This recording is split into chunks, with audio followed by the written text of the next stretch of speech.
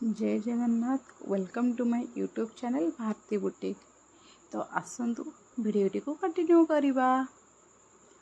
तो यहाँ है पार्ट 3। तो ये भिडियो रे मु कौन करी बेकरे पाइपिंग लगे कि हाथ जॉइंट करवा आउ बॉडी फिटिंग करवा आ लास्ट तार डिजाइनटा केमिति आमे रेडी करवा आसतु देखिबा। तो फास्ट मु कौन करी पाइपिंग जेहेतु मु बेकरे पूरा आगपट पछपट बेक जेहेतु मु पाइपिंग देवी से कॉर्डिंग टाको मापी नेली। तापर मु कौन कली क्रॉस पट्टी जी मु काटी बेक मापिकी तो मु जोड़ी नेली ताको। आउ हाथ पाई मध्य मु एका संगे पाइपिंग मु सब एकाथरे करनिए। तो फास्ट मु क्रॉस पट्टी जोड़ी नेली आ क्रॉस पट्टीटा एकदम परफेक्टली जोड़ी रहा दरकार ना पाइपिंगटा परफेक्ट हेनी। आ पाइपिंग जब परफेक्ट ना हुए बेकटा माने भल फिनिशिंग हेनी आ गोटे लेवल रही सिलाई करने को भी आपन को असुविधा हे। तो फास्ट मु कौन करी पाइपिंग टाको तैयारी करिनेबी। एही भाव में पाइपिंग टाको फास्ट मु कौन करी तैयारी करिनेबी।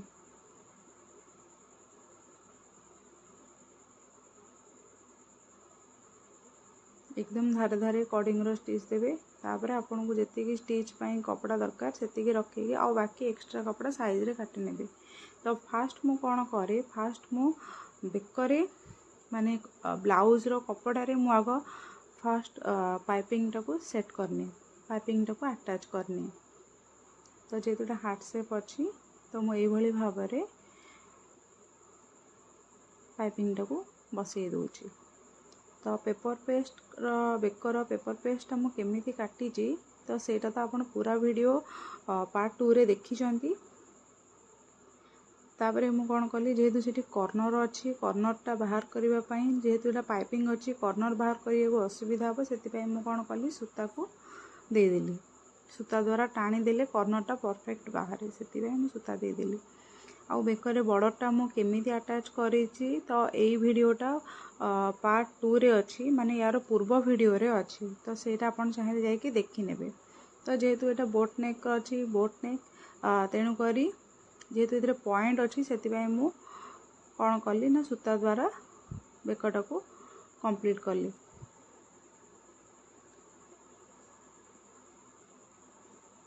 तापर एमती भाव में बेकरे मु फास्ट जो तैयारी करी जो पाइपिंगटा ताकू बसई नेली।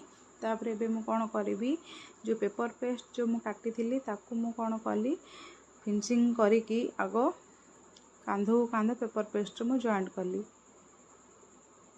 आउ एई जॉइंटटा ब्लाउज रो कांध जॉइंट सहित जेमती इक्वाली जेमती रहिबो ताहाले जे हमर बेकटा परफेक्ट फिनिशिंग हबो। तो ब्लाउज रो मिडिल पॉइंट आउ पेपर पेस्ट रो मिडिल पॉइंट को निहाती भाव में मार्क करी नबा नहले आमर बेकटा बड़ सान हो पारे। तो कांध को कांध मिसेवा पेपर पेस्ट रो आउ ब्लाउज कपड़ा रो कांध को कांध पकेवा आउ डिजाइन को डिजाइन पकेवा माने पेपर पेस्ट रो डिजाइन आउ ब्लाउज रो डिजाइन दीटा को इक्वल रखिकी आमे कौन करबा स्टिच करि नबा।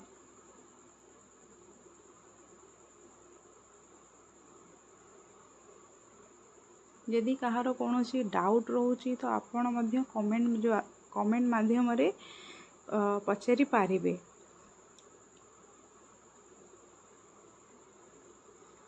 तो जो सूताटा जो मु बाहर करथिली कॉर्नर पई सेटा जेमिति मेसिन सिलाई देहरे जेमति न पड़िबो सेटा ध्यान रखिकी आपण स्टिच करिवे।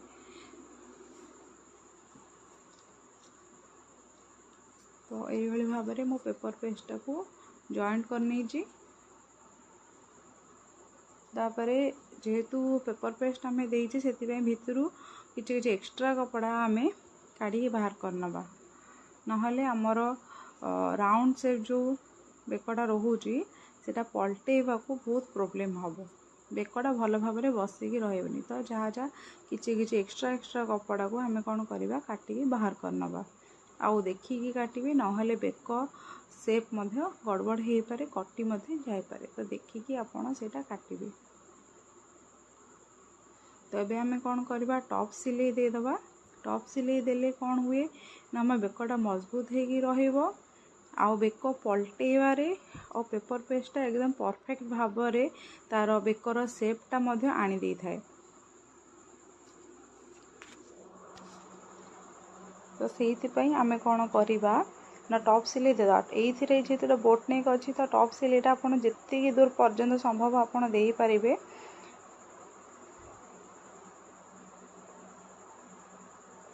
तो एमती भाव में टॉप सिलाई देदवा मो जोड़ जोड़ छाड़ी आप छाड़े देखो सूताटा मोर केमती काम लगुच।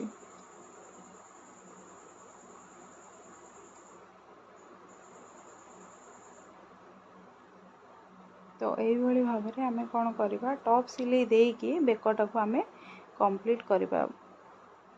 भितर को फोल्ड करने मु एक्स्ट्रा पाइपिंग आउ फॉल्स पेपर पेस्ट मु छाड़ी थी तो से को आप एक्स्ट्रा ही रखिए।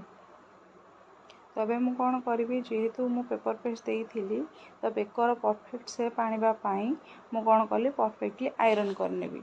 आयरन न कले बेकटा भल भाव में बसिकी रही आउ जे हेमिंग करिवो ताकू मध्य बहुत प्रोब्लेम हम आउ बेकर सेपटा बहुत खराब भाव में रहिबो। तो से आयरन करवा निहाती दरकार।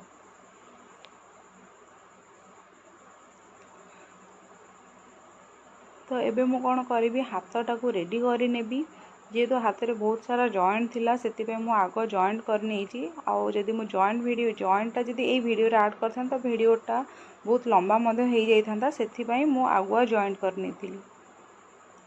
तो एबे मु कौन करी हाथ को मेन कपड़ा सहित अटैच करनेबी।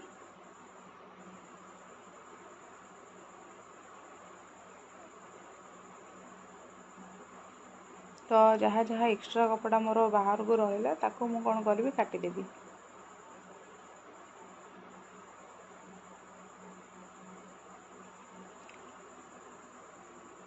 तो हाथर मुहरे जेहेतु मु पाइपिंग देवी तो मु आगु ही पाइपिंग रेडी करके बसई देती जेमिति आमर बेक कंप्लीट होती पूरा सेम टू सेम प्रोसेस रे हाथ मध्य हबो। जदि आपनकर जदि किसी डाउट भी रोची तो आपण पूर्व वीडियो रे मध्य जाई देखि पारिबे। मु हाथर मध्य कंप्लीट वीडियो गोटे करिछि। तो एबे मु कौन करी साइडटा जॉइंट करी बॉडी फिटिंग देवी साइडटा। तो मु वेस्ट आउ आर्महोल को मापिकी जी मेजरमेंट मोर अच्छी से हिसाब से मापिकी मु कौन करी आगुआ स्टिच करनेबी।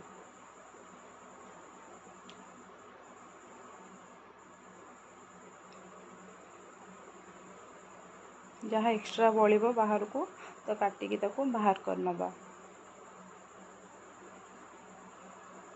एबे मु कौन करी हाथ को भी मध्य मु बॉडी मेजरमेंट अनुसार मध्य मारी देइथिली आउ हाथ किमिति मु बसई थी यार भी मध्य फुल वीडियो मु गोटे करी पूर्व वीडियो रे अच्छी तो सेटा मु कुर्ती रे एक्सप्लेन करी थी।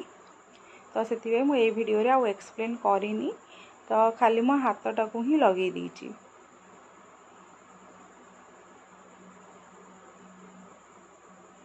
तो हाथ सबु बेले आपण राउंड रे जदी बसइबे ब्लाउज हो कि कुर्ती हो तार फिटिंगटा भल रही थाए।